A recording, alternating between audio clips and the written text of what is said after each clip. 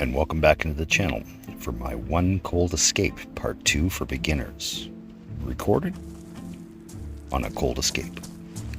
If you were lucky enough to catch the first installment, you know exactly where I am.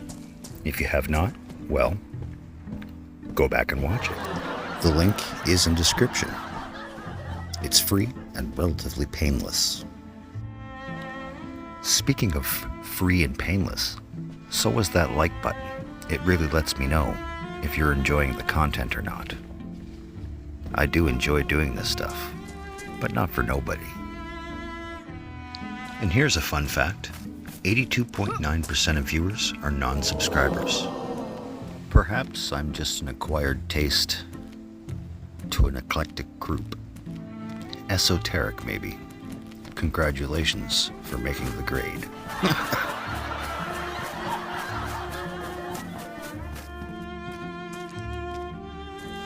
Alright, enough of the poor me. Let's get back to brass tacks. Oh, sledgehammer, I wanna be. Gotta sing it. You gotta sing it when you find it. I'm telling you. It will instantly put a smile on your face and whoever you're running with. Guaranteed. And truthfully, if they don't know or like the song, you shouldn't be fucking with them. In actual fact, it takes a special kind of person to be able to run with me. Sometimes I speak before I think, and I'm not always politically correct. And oftentimes, I speak out of character, using strange voices and accents. A lot of people find that offensive. Anyhow, in the last episode, I got into this town in the stark dead of night. Didn't have a chance to loot up this little area, so we'll hit it now before we continue on. However, still with no pants, I'm unable to keep my heat buff very long.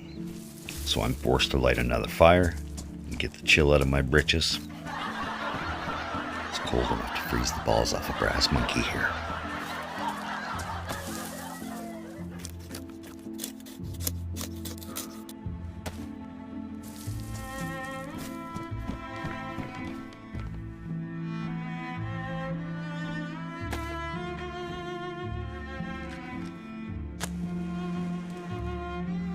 And there we go.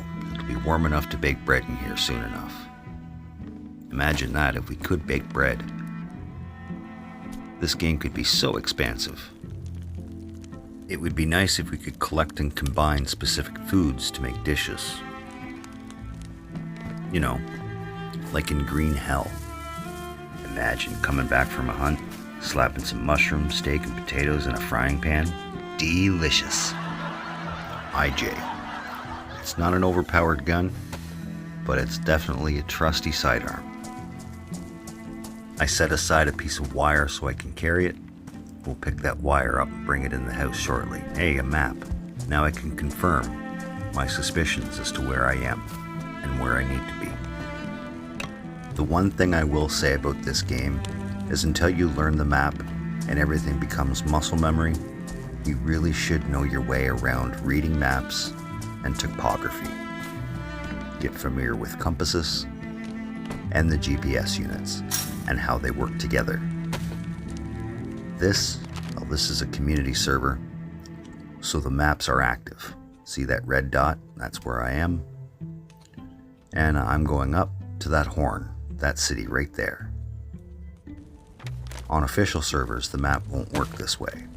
You'll need the GPS unit to get your coordinates, and you then need to correspond that with the map on the grid.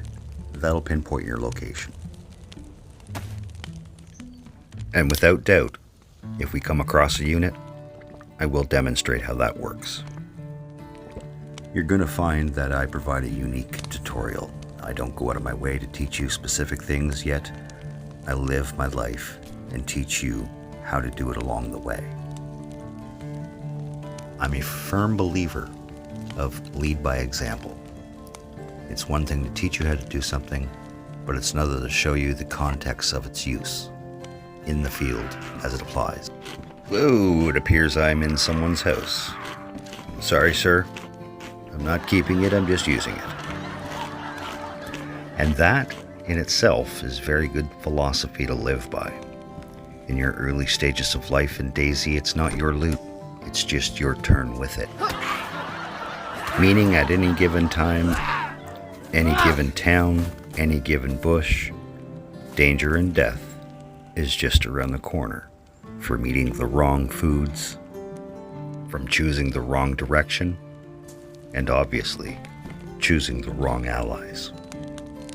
Even in a PvE server, other players can lead you astray, especially if they don't know what the hell they're doing or where they're going. And of course, you're always going to get the meathead that joins that doesn't read the rules or doesn't care about the rules. They just join a random server, see a player, and want to kill, which is fine, but go find those servers. The worst of the bunch are people that specifically look for PvE servers to prey upon what they think are weak players. People that won't fight back or can't fight back. Well, sometimes they get a surprise. A lot of us, we're just chilling out, taking a break from PvP. Not that we can't PvP. My approach to DayZ is not as a game, but as a life simulator. Yeah, it's a little far-fetched that we have the living dead walking around. However, everything else is in context. And I find it very hard to believe that humanity is that dark, that we would turn to just killing everyone on sight. I'm not saying it's unfathomable. It would take specific circumstances, but it is thinkable. As a species, after all, we are destructive in nature. However, nature has many facets to its magic.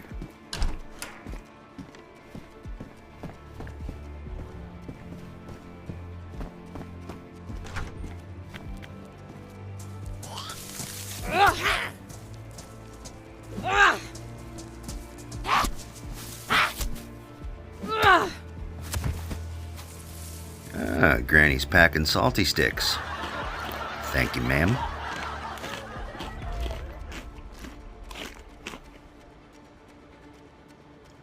As I stated in the previous episode, it doesn't look like food's going to be much of an issue here. It's slightly boosted, and I'm finding bits everywhere. However, I still will take you through the motions of catching fish, and hunting, and perhaps snaring. Back to where this episode began. What I didn't record was taking off that pig mask and wearing what I'm wearing now.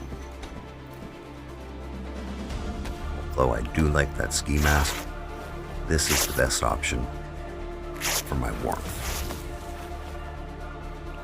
At the moment though, gloves are priority. These ones are currently ruined. They will still protect me from handling raw meat, but they provide absolutely no insulation.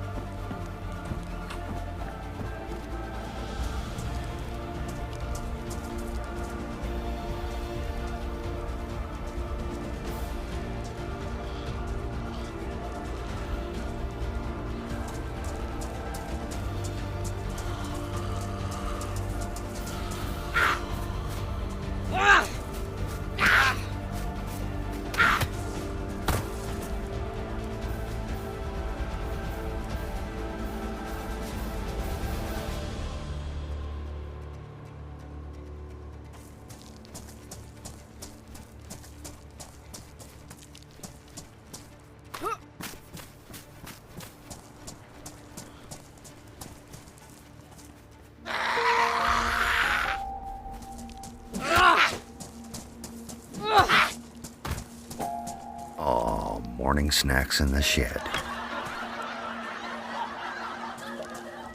Inventory issues, so we'll have to eat what we find. The beverage, well, I'll take one of my thawed and rotate it into my inventory. Easy peasy.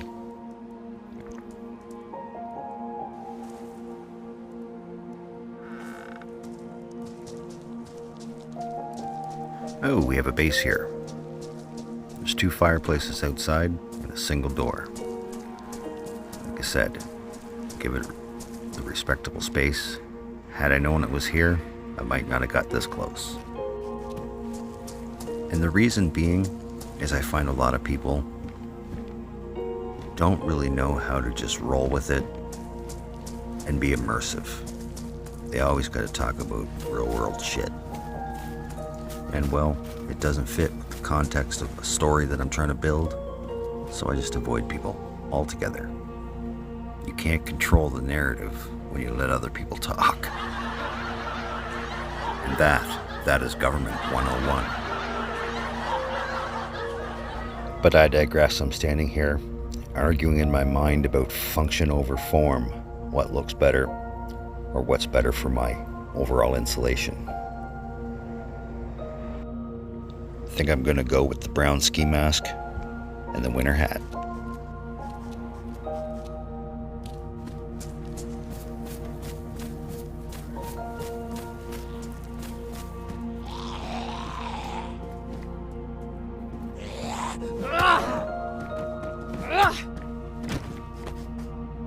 Just like Daddy, passed out on the doorstep.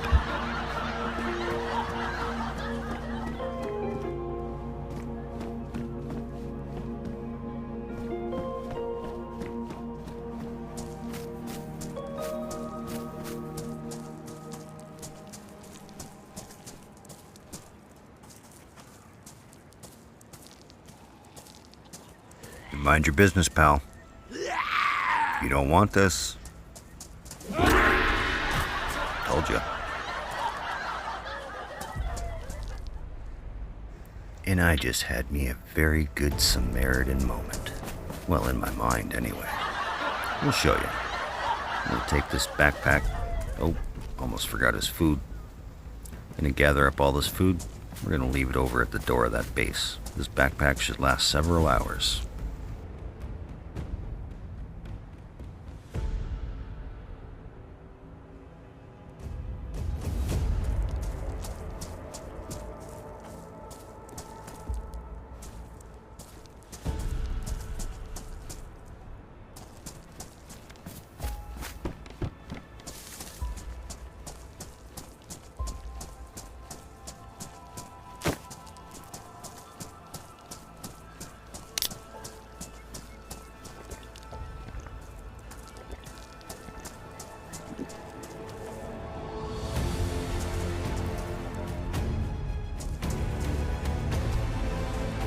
Well, onward and forward, I still have one small town to clear before the city.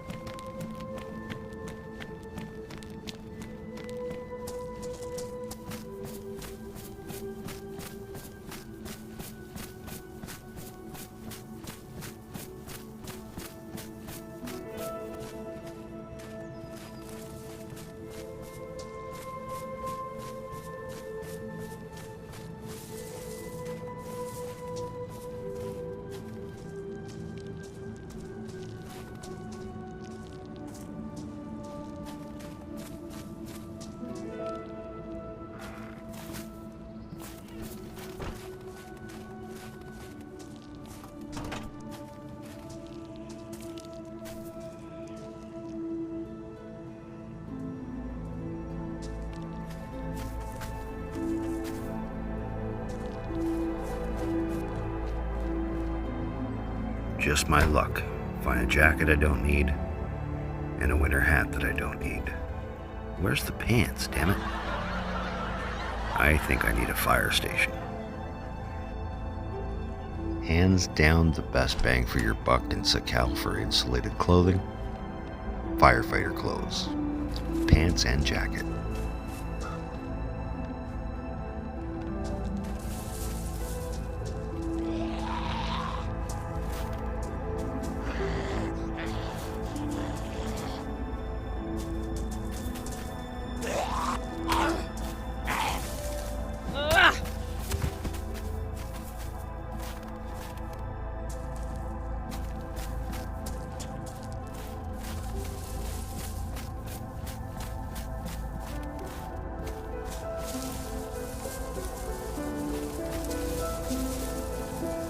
Alright, let's get down and loot this little village. Hopefully we can find some trousers. My knees are cold.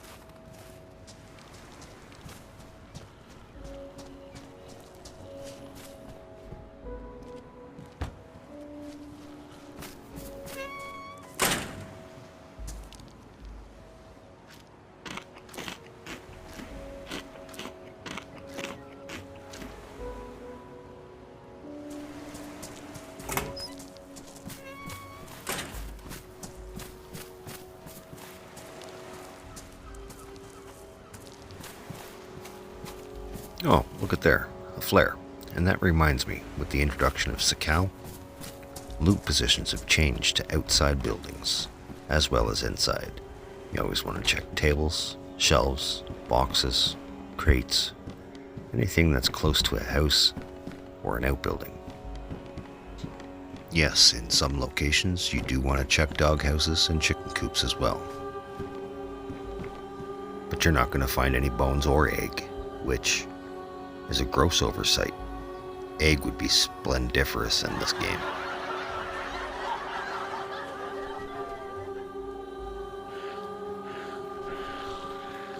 Ooh, I guess these were her beans.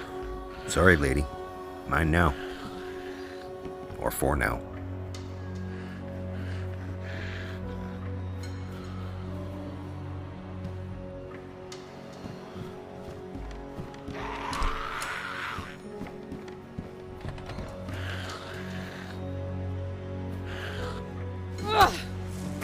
The fire axe is usually guaranteed to be a one-tapper. Just aim for the head.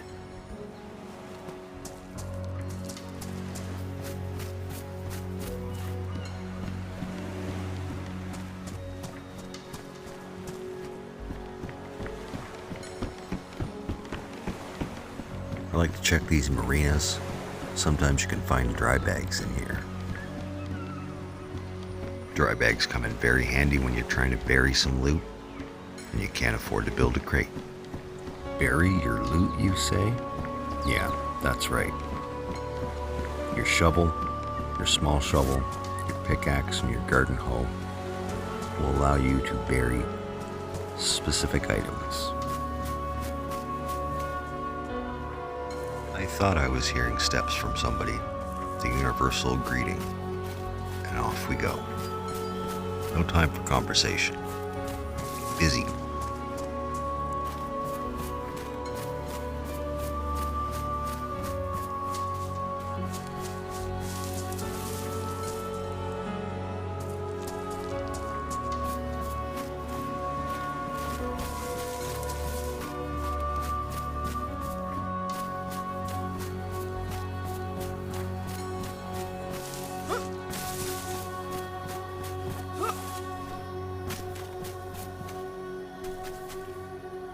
Duct tape.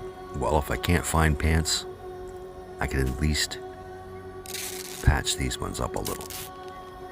If the women don't find you handsome, they might as well find you handy.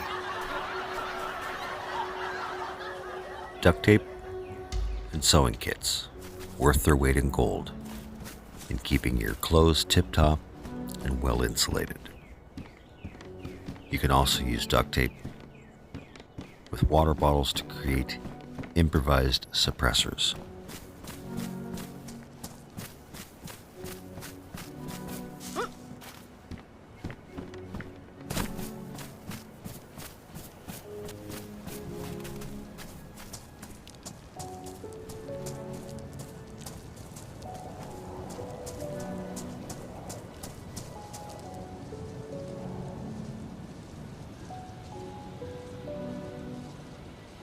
Well, I highly doubt there's anything left in this town worth grabbing, especially with another player in the vicinity in competition for the same loot. Truth be told, I'm really not looking for anything in specific, and everything in general. Once I get up to the city, that's where the fun will start. That's where we'll start looking for a place to live, which I already have a good idea where I'm gonna. And then we start sourcing the materials to build our first home. And wouldn't you know it, finally found some pants. They're not adequate, but better than I had.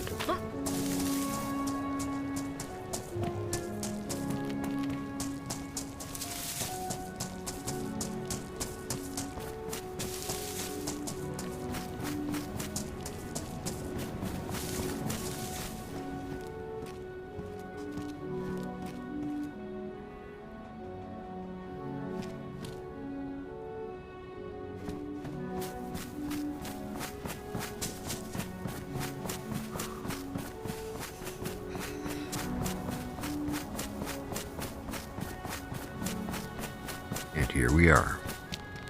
It's not the biggest city in Sakal, but it'll do.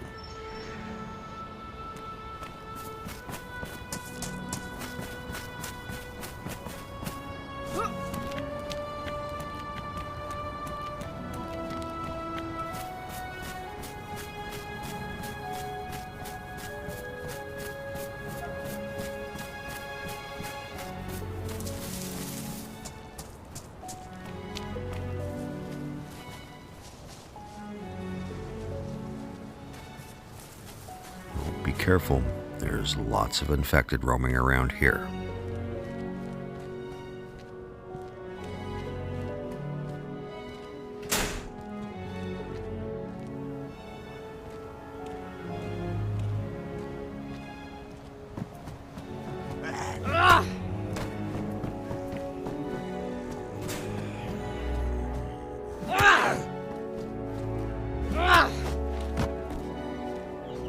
Sorry, sir, it was you or I, and I've got stuff to do.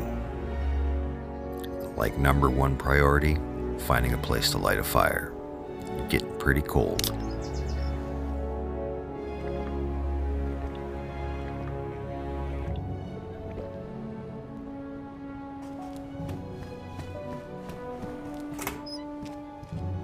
And I need to look no further.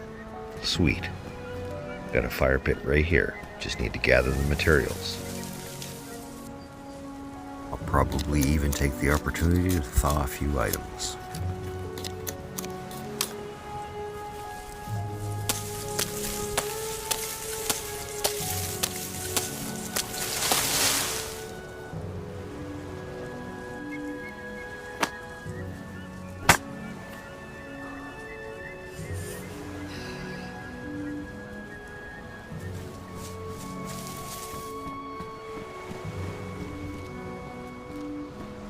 One thing is for certain.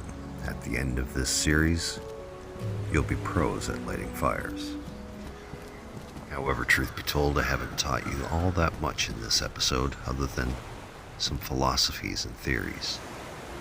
But rest assured, now that we're in the city, things will get interesting. Everything we need to get a base on the go can be found right here in the city. I'll show you step by step the materials that you need to collect and just how to store them while you're collecting. However, unlike other videos, they're not just going to magically appear for me and poof, the base is done. No, we're going to scrounge for it, and you're coming with me. And all you really have to do is just sit back, relax, and click that like button. Because without that notification, I don't know whether to continue this series or not. If anyone's finding it helpful, useful, or even interesting, or remotely entertaining. Alright, I got the fire stoked. I got some food and drink thawing. Take a quick look around before I settle in for a nice rest. And of course, we'll pick up right where we leave off, right here. We'll search the city and find the materials that we need to secure our home. Alright, I'm going to leave it here. You know what to do. Like, subscribe, share, and come on back for the next episode.